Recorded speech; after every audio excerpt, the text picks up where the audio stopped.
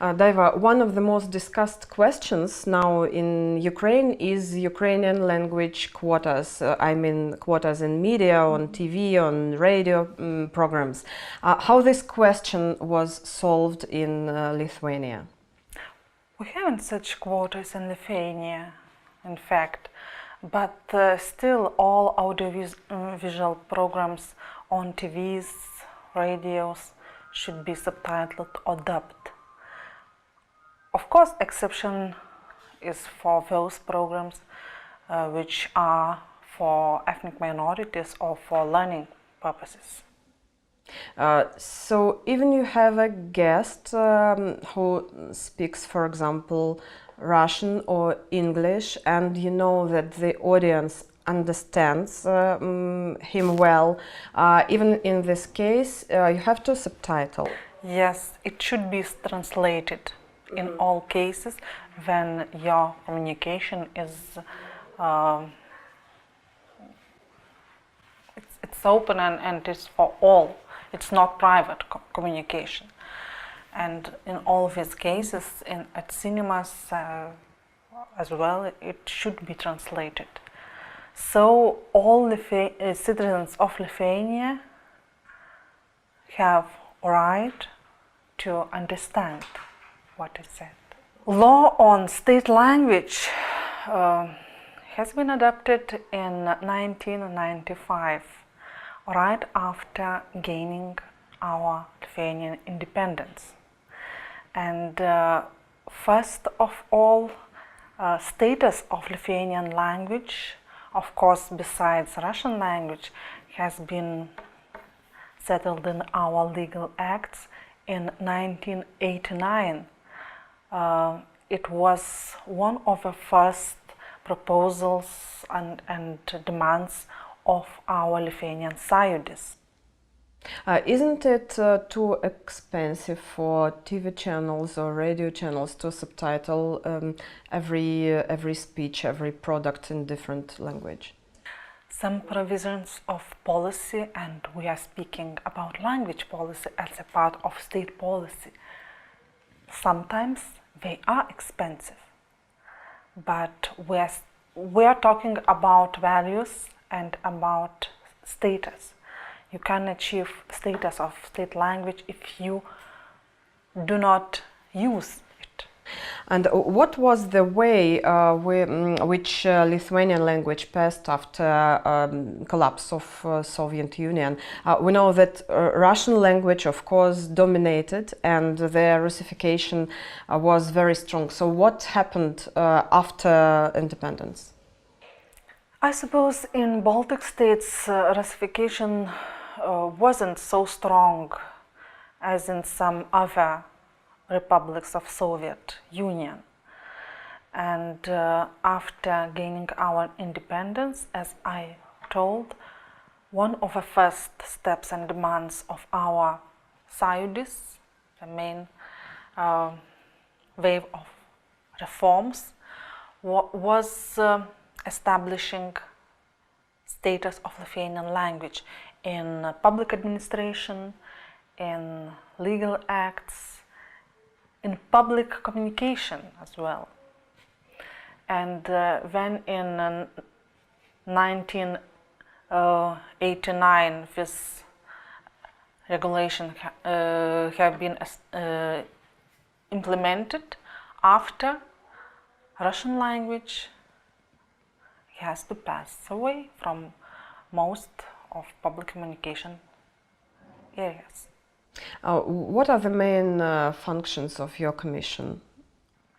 Our commission consists of 17 members.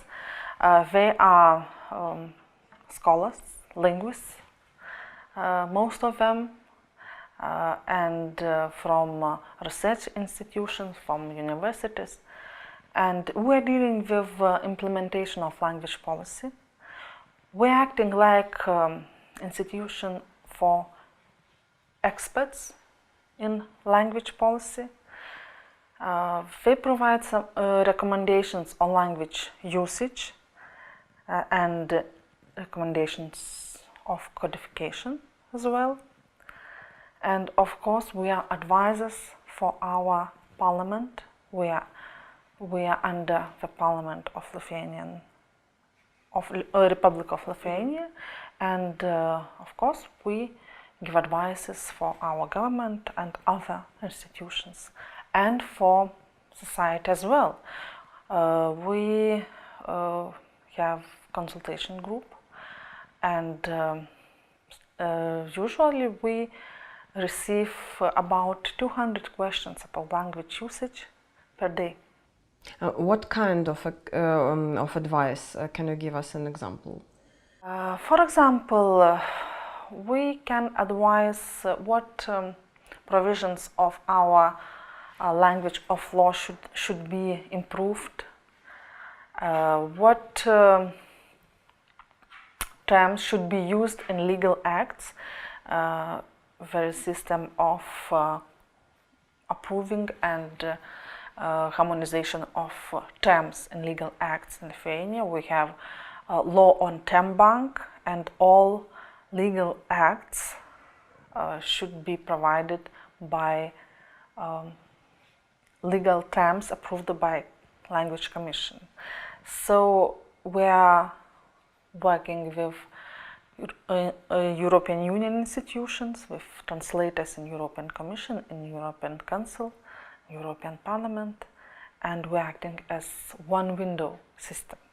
We are asking, for example, for term, for other language issues, and we usually answer. Language Commission is something like language parliament.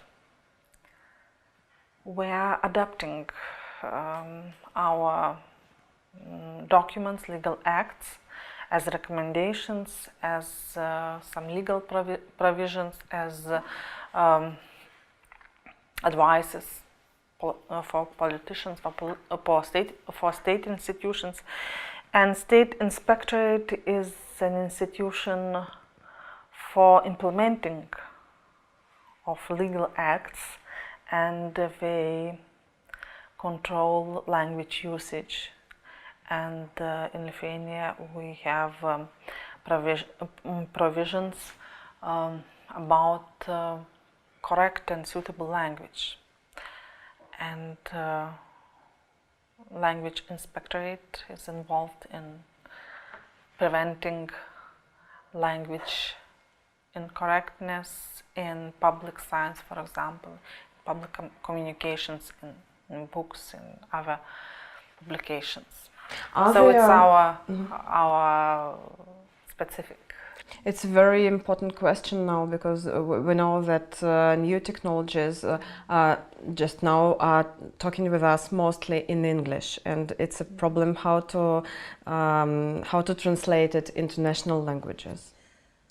Only some of them are translated to Lithuanian in Lithuania, for example, because if we have no such word for new device or new technology, sometimes it is good to create new word, but sometimes it is not suitable, or even society can reject it, and in these cases we're proposing loan word. Are there in Lithuanian society people who are fighting for correct language? In Russian and Ukrainian we call them grammar Nazi. Of course, there are a lot of names for that activities in Lithuania as well, but still I think there is no language, modern language without language or grammar norms. We should be wise and we should be careful about the language, and it is not something we should reject. We should learn language at school in such level that it couldn't cost us a lot of in our work, in our job, in our studies. So the main purpose of our language policy in this aspect is to make Lithuanian language useful and suitable for all communication activities. And we should use one language in public communication. In private communication, of course, there are a lot of varieties of language. And in private, we can speak in dialect or jargon or however we want. What do you think, is now the English language a threat for Lithuanian, and how do you deal with it? I think that there is no languages as dictators and languages as victims. There are only people who make one language dominating. But still, English language is our reality, and of course, in nowadays society, nowadays Europe, you should know English. But at the same time, we should develop our national languages. Of course. And our concern is about Lithuanian language and Lithuanian language policy. We should create such conditions that Lithuanian language could be equal in all European language family.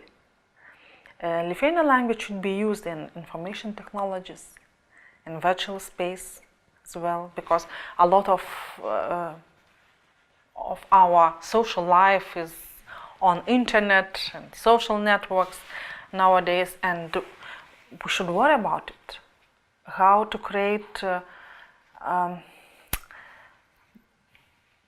more convenient possibilities to use Lithuanian language, to localize, for example, computer programs Lithuanian, how to create machine translations, and we are involved in such activities, and these activities are supported by European Commission.